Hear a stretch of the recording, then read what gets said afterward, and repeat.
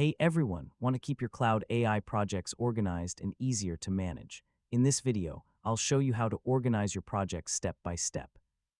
Yeah, whether you're working on multiple AI tasks, documents, or creative projects, a clean workspace can help you stay productive. First, open your web browser and visit the Cloud AI website. Sign in to your account and go to your project dashboard or workspace area. Make sure you're logged into the correct account before managing your projects. Once you're inside the dashboard, review your existing projects and find the Project Management section.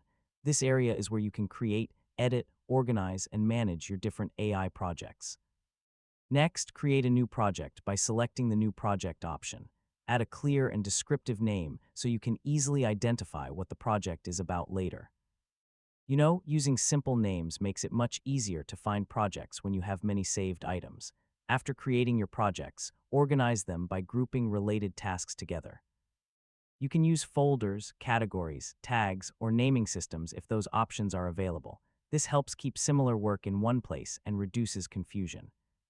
You can also update project details, remove old projects, or archive completed work to keep your workspace clean.